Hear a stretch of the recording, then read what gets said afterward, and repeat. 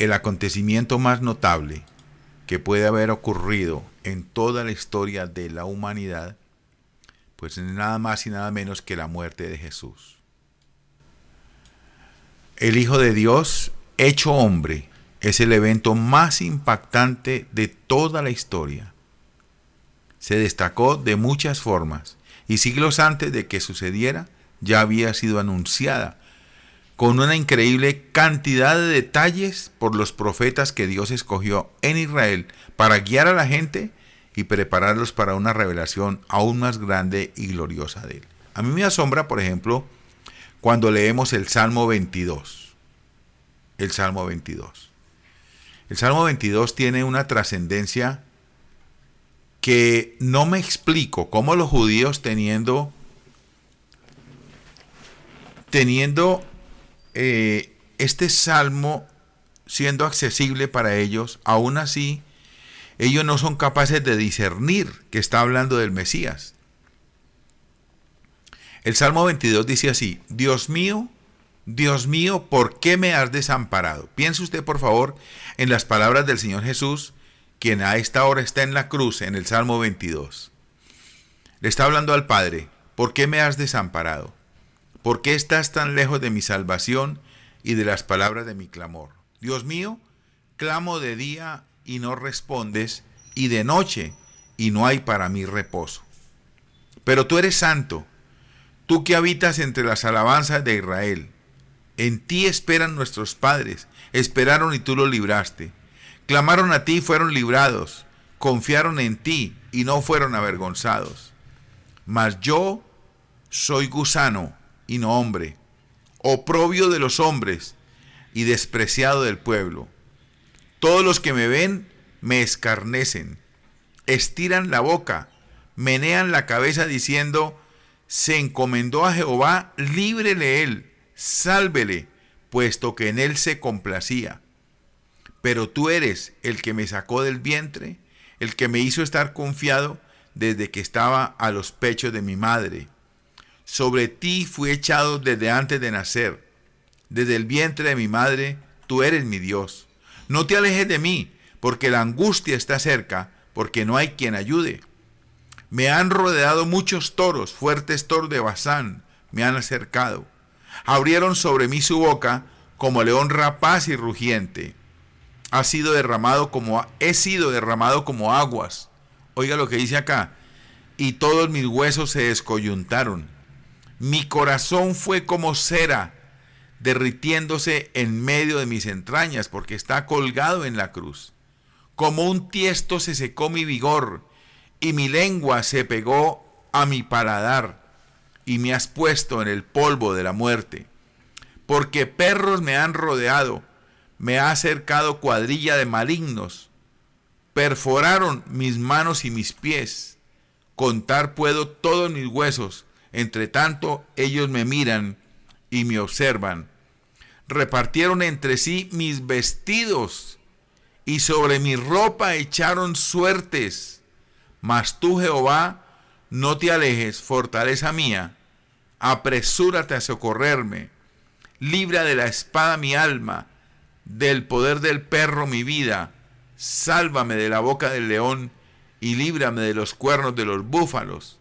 Anunciaré tu nombre a mis hermanos, en medio de la congregación te alabaré. Los que teméis a Jehová, alabadle, glorificadle, descendencia toda de Jacob, temedle vosotros, descendencia de Israel. Entonces, aquí estamos viendo que siglos antes de la aparición del Señor Jesús, de Dios encarnado, ya los profetas habían anunciado la llegada del Señor. Pero sigamos leyendo. Los profetas de Jehová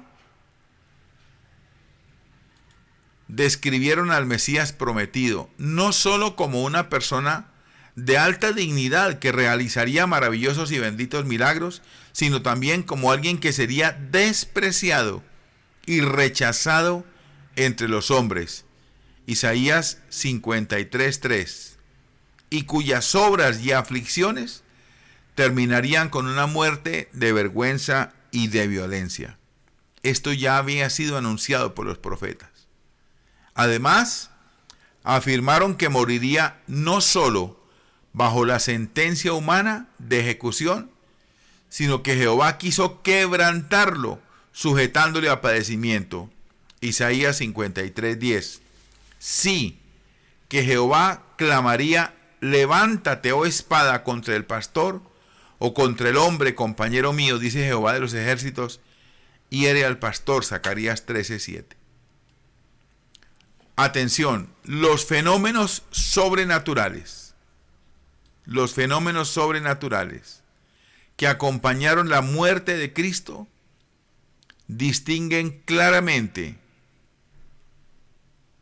de todas las demás muertes, porque nunca antes y nunca después, cuando sucedió una muerte, hubo oscurecimiento del sol al mediodía sin ninguna causa natural. El terremoto que partió las rocas en pedazos y abrió las tumbas, y el templo rasgándose, el velo del templo rasgándose de arriba hacia abajo, proclamaron que aquel que estaba colgado en la cruz no era una víctima cualquiera. Mis hermanos amados, hoy estamos frente a una muerte que indudablemente es una muerte de cruz, una muerte horrenda, una muerte horrible, una muerte donde usted y yo, como pecadores, deberíamos estar allí, pero el Señor, como el sustituto del pecador, asumió esa responsabilidad de ir Él a la cruz por nosotros. Así también, lo que siguió después de haberse roto las rocas, partido las rocas, haberse oscurecido, el maestro Gamaliel, que estaba al otro lado de Israel, estaba dando clase y se quedó en tinieblas, sin luz. Pero así también lo que siguió a la muerte de Cristo es igualmente digno de mencionarlo esta mañana en este día de ayuno. Al tercer día de que su cuerpo había sido colocado en la tumba de José de Arimatea y el sepulcro fuera sellado por el gobierno de Roma, por los centuriones, con un sello de seguridad, era una figura en cera, con el sello real, que nadie lo podía tocar, pero fue destrozado, y él por su propio poder rompió en pedazos los lazos de la muerte y se levantó triunfante de la tumba. Y aquí quiero, hermanos, recordarle que nosotros tenemos a un Cristo vivo, que no se quedó clavado en la cruz del Calvario, como lo recuerdan los católicos romanos. A ellos les gusta verlo allí derrotado en el Calvario, con la cara que tiene en los crucifijos, y lo quieren recordar así, muerto. Pero nosotros tenemos que recordarlo vivo, porque se levantó de la tumba. Si hay algo a lo que yo le doy gracias a Dios, es por haberme quitado de mi vista las escamas de la religión, cuando creía que ese Cristo que estaba crucificado allí, lleno de sangre, coronado de espinas, me miraba acusándome como un pecador, cuando hoy lo que estamos viendo es que Él mismo asumió la responsabilidad del pecador, es decir, de mi vida, se puso allí en la justificación para la expiación de pecado. La expiación quiere decir que el precio fue pagado, que fue justificado, que fue la ira de Dios satisfecha con la muerte de Cristo. Ahora, Él está vivo para siempre y tiene en sus manos las llaves de la muerte y del Hades. Apocalipsis 1:18. 40 días después de haberse aparecido una y otra vez, de forma tangible, que quiere decir que lo pueden tocar, palpar ante sus amigos, Él asciende al cielo en medio de los discípulos. 10 días después, derrama el Espíritu Santo, por quien fueron capacitados para publicar a los hombres de todas las naciones en sus respectivas lenguas las maravillas de su muerte y su resurrección. Como alguien ha dicho, el efecto no fue menos sorprendente que los medios empleados para lograrlo. La atención de judíos y gentiles fue despertada. Multitudes fueron ganadas para que lo reconocieran como el Hijo de Dios y el Mesías, y una iglesia fue formada, la cual, a pesar de la poderosísima oposición y cruel persecución, subsiste hasta este momento presente. Dios ha sido maravilloso y en permitir que nosotros como iglesia todavía permanezcamos fieles a las enseñanzas doctrinales de miles de años atrás, porque somos ese remanente que conserva y preserva la palabra pura e inmaculada, que no tiene mancha y que no tiene manera de ser transgredida. Por tanto, una mañana como esta, la muerte de Cristo es el gran tema sobre el cual se ordenó a los apóstoles que predicaran, aunque se sabía de antemano que sería una ofensa para toda clase de hombres, y de hecho hicieron de esto el tema elegido de sus discursos. El apóstol Pablo dice: me propuse no saber entre vosotros cosa alguna sino a Jesucristo y este crucificado. Hoy tenemos la tristeza de ver templos quienes, desviándose del propósito, han convertido los templos en lugares de ganancias deshonestas, en plazas de mercado, en discotecas, en lugares de entretenimiento. Ahora los cultos de jóvenes, si no hay el brinca-brinca, no hubo unción, porque no hubo palabra de Dios. Hoy en día la iglesia, en vez de seguir al Señor Jesucristo, sigue al pastor, lo idolatran y el pastor se deja idolatrar. Hoy en día en la iglesia del Señor es poca la palabra que se predica, y si pasamos de una hora tenemos que pedirle disculpas a la congregación porque pasamos la predicación de una hora. Ay, perdonen, me pasé 5 minutos, 10 minutos, porque está estipulado que son 40, 45 minutos y de ahí en adelante ya no más. Cuando Pablo, predicando una vez, predicó tanto que un joven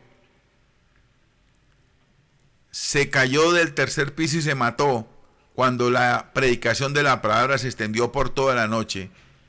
Y Pablo, lleno del Espíritu Santo, fue y lo levantó de los muertos y lo resucitó y lo volvió a sentar en el lugar donde estaba para que terminara de escuchar el sermón.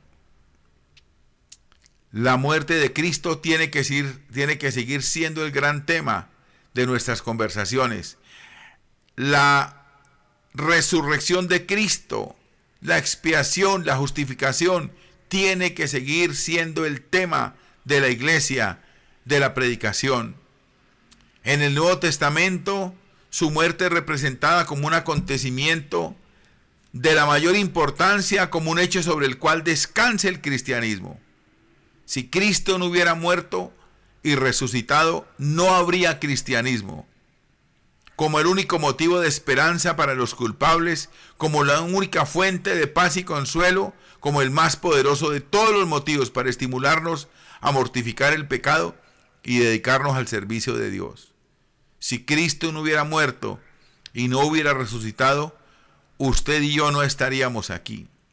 Estaríamos en un lugar de diversión, o a lo mejor en algún templo, todavía dándonos latigazos, intentando agradar a Dios, o poniendo veladoras a una imagen, o marchando por una calle detrás de una estatua. Si Cristo no hubiera resucitado, estaríamos todavía sacrificando vacas y animales, carneros, para el Señor. La muerte y la resurrección de Cristo no solo fueron el tema central de la predicación de los apóstoles y el tema principal de sus escritos, sino que son hoy celebradas y recordadas también como lo es en el cielo. El tema de los cánticos de los redimidos en gloria es la persona y la sangre del Salvador, que decían a gran voz: el Cordero que fue inmolado es digno de tomar el poder, la riqueza, la sabiduría, la fortaleza, la honra, la gloria y la alabanza. Apocalipsis 5:12. La expiación, que significa satisfacer la ira de Dios, hecha por el Hijo de Dios, es el principio de la esperanza de usted y yo como pecadores, rescatado, y será el tema de la alegría y el gozo cuando arroje como dice el cántico, la corona ante el trono, entonando el cántico de Moisés y del Cordero. Si Cristo no hubiera muerto y resucitado, usted y yo estaríamos sin esperanza alguna.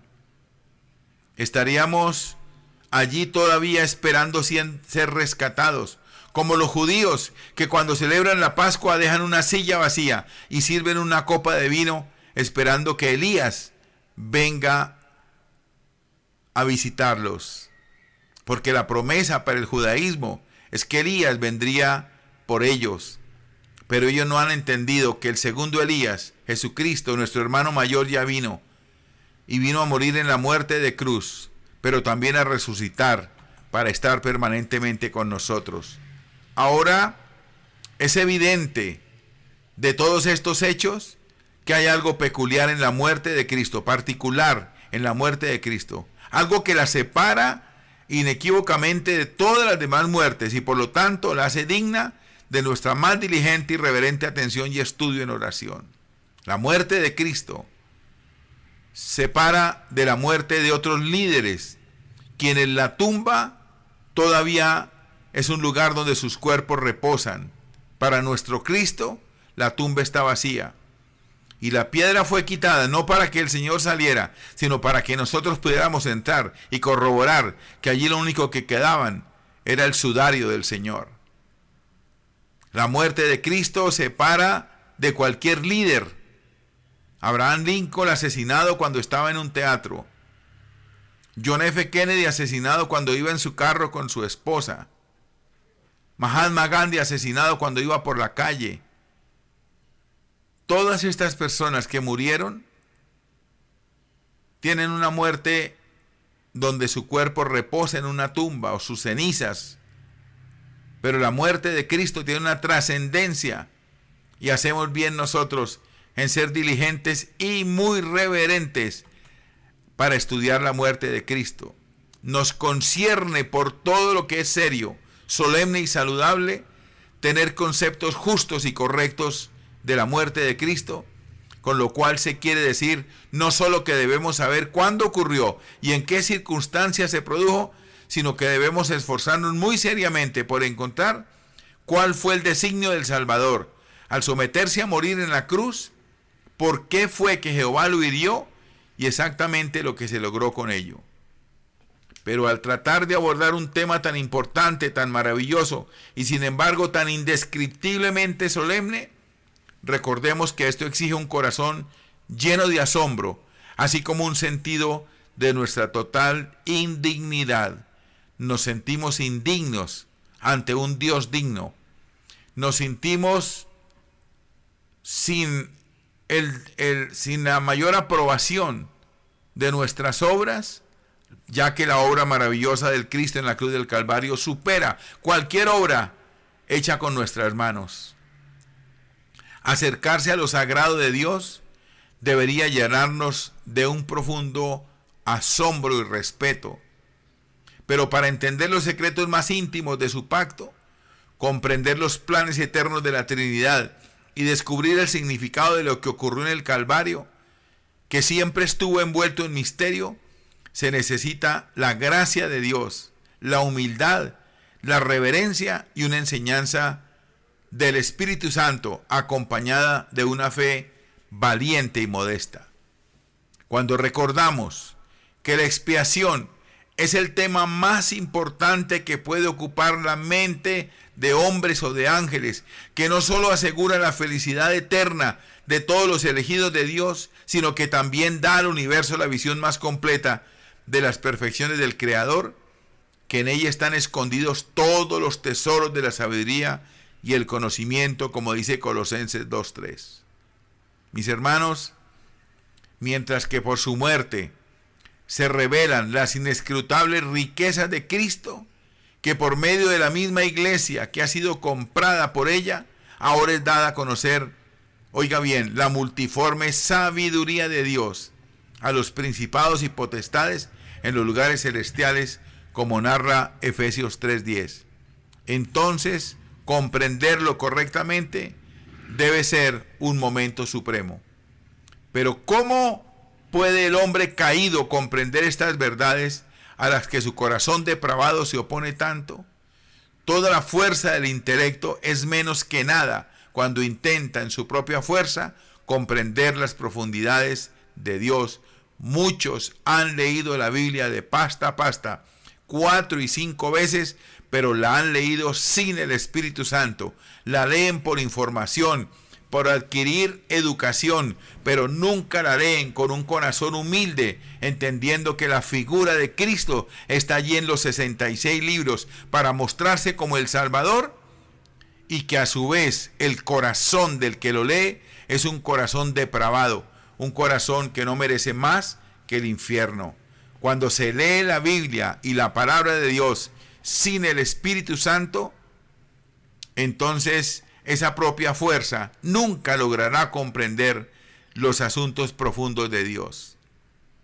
Puesto que no puede el hombre recibir nada si no le fuere dado del cielo, como dice Juan 3:27, es mucho más necesaria una iluminación especial del Espíritu Santo para que pueda penetrar en este altísimo misterio, porque grande es el misterio de la piedad. Aquella transacción llamada la expiación, que fue consumada allá en el Gólgota, allá en el monte de la calavera, en el monte Calvario, es asombrosa, más allá de toda concepción finita. Allí contemplamos al príncipe de la vida muriendo. Allí contemplamos a la criatura asesinando al Creador. Allí contemplamos al Señor de la gloria, convertido en espectáculo de indescriptible vergüenza, siendo el Dios. Se humilló haciéndose hombre, y no solo haciéndose hombre, sino permitiendo que lo asesinaran y morir como hombre en la cruz del Calvario, sufriendo la máxima humillación como Dios. Y a nosotros, ¿cuánto nos cuesta humillarnos? Allí contemplamos al Señor de la gloria convertido en un espectáculo de indescriptible vergüenza, porque fue crucificado desnudo, apaleado, avergonzado, escupido, coronado de espinas, latigado, apaleado. Allí vemos al Santo de Dios, hecho pecado por su pueblo, hecho maldito para que usted y yo seamos benditos. Allí presenciamos al autor de todas nuestras bendiciones, hecho maldición por los gusanos de la tierra. Es el misterio de misterios, que aquel que no es otro que Emmanuel, Dios con nosotros, se rebajara tanto como para unir la infinita majestad de la divinidad con el grado más bajo de la humillación al que era posible descender. No podría haber descendido más bajo siendo Dios.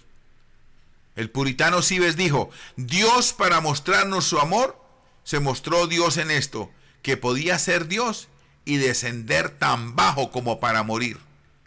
Entonces, ¿a qué fuente podemos apelar en busca de luz, de comprensión, de una explicación e interpretación de la cruz? ¿A dónde podíamos ir nosotros a que alguien nos explicara el misterio de la cruz? Pues permítame decirle, jóvenes, que el razonamiento humano es inútil, la especulación es profana y las opiniones de los hombres carecen de valor.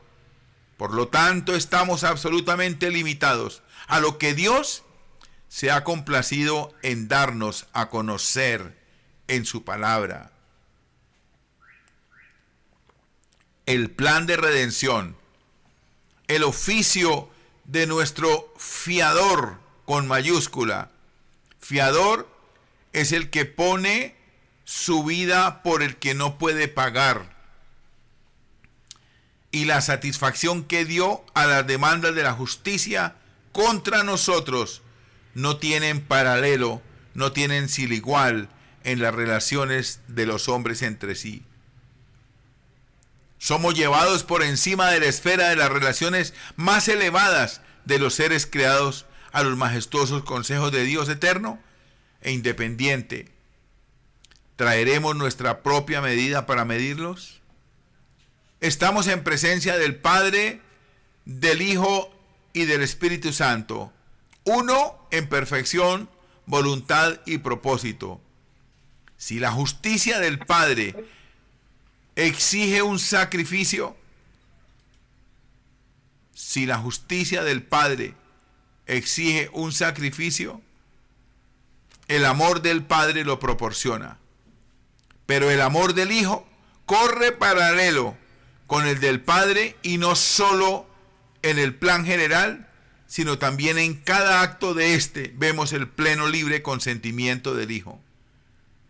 En toda la obra vemos el amor del Padre tan claramente manifestado como el amor del Hijo, y de nuevo vemos el amor del Hijo por la justicia y su odio al deseo de pecar tan claramente manifestados como los del Padre.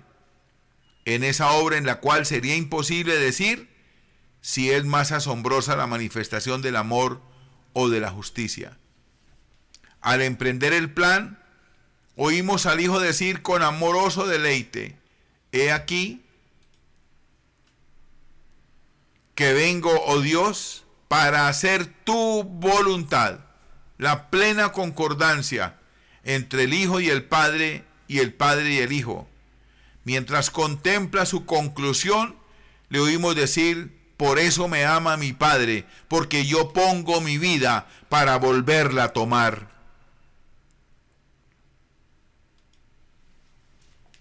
Son uno en la gloriosa manifestación de las perfecciones comunes y en el gozo de todos los benditos resultados. El Hijo es glorificado por todo lo que es para gloria del Padre, y mientras en la consumación de este plan, la sabiduría de Dios Padre, Hijo y Espíritu Santo será manifestada como no podría haberlo sido de otra manera a los principados y potestades en los lugares celestiales. Concluyendo, el hombre en ruinas será exaltado en Cristo. Usted y yo, mi hermana, mi hermano, que estábamos destituidos de la gloria de Dios, ahora somos exaltados en Cristo a alturas de gloria y bienaventuranza que de otro modo sería inalcanzable, ni por nuestros propios méritos, ni por nuestras propias obras, ni por la fuerza que hagamos, ni que ayunemos 41 días para romper el récord. Jamás alcanzaríamos la exaltación que Cristo lo ha logrado en la cruz del Calvario. Quiero rescatar en esta hora este sermón y decirles una vez más que la obra expiatoria del Dios de la gloria en la cruz del Calvario por usted y por mí es el acontecimiento más notable en la historia de la humanidad, pero también en la historia personal de cada uno de nosotros, si es que le hemos entregado el corazón al Señor. El día que usted le entregó el corazón a Dios, ese día ocurrió algo extraordinario en su vida, y es que su historia se partió en dos. Y es que la historia de su vida se partió en dos, antes y después. Antes, destituido de la gloria de Dios, ahora lleno de la gloria y el poder de Dios. Si usted no ha entregado su corazón a Cristo todavía, no espere más tiempo, porque la puerta está por cerrarse, y un día el Señor vendrá a juzgar a vivos y muertos, y nos llevará única y exclusivamente por haber puesto nuestra fe en la obra preciosa de la expiación, de la justificación, por el único que podía hacerlo, por la única sangre santa que podía hacerlo, que se llama el Señor Jesucristo. Un día predicando el Señor, por allá una mujer pegó un grito: bienaventurados los pechos que mamaste. Y el Señor dijo: a mi mamá de la quietica, que más bienaventurados son los que oyen la palabra y la hacen. María no salva, María no es corredentora, María no le abre la puerta al pecador para que entre. Eso es una blasfemia. El único intermediario entre Dios y los hombres, se llama Jesucristo hombre, la única sangre valedera para limpiarnos de toda maldad es la de Jesucristo hombre. La única sangre derramada para limpiarnos de toda obra de maldad es la de Jesucristo en el Gólgota, allá en la cruz del Calvario. Nadie más puede interceder. Tristemente, Colombia, Latinoamérica y algunos países africanos, algunos países europeos, especialmente en Rusia, fuimos engañados miserablemente por hombres que tomaron la autoridad del gobierno y la aliaron con la religión para constituir unos dogmas de fe que cuando los estudiamos en la profundidad son una vergüenza, una vergüenza. Creer que mojar la punta de los dedos en una pila de agua sucia tiene protección para nosotros. Es una vergüenza para quienes creen que por el bautismo son salvos, que por ofrendar o por diezmar son salvos. Es una vergüenza, una ofensa a la cruz, cuando poner de por medio a un pecador como yo, que pueda salvarnos, como podría ser Martín de Porres, José Gregorio Hernández, Ignacio de Loyola y cuantos otros más que ponen de por medio para salvación. Señor, perdónanos nuestros pecados y nuestra maldad, pero hoy reconocemos que solo tú, solo tu misericordia, solo tu gracia, solo tu favor y solo el sacrificio del Cristo de la gloria en la cruz del Calvario es lo que nos ha dado una salvación eterna. En Cristo Jesús. Gracias, Señor. Gracias, Dios del cielo. En tu nombre, Señor. En tu nombre, hoy te amamos, Señor. Hoy te decimos gracias. Gracias, eterno Padre Celestial. Tu infinito amor nos rodea.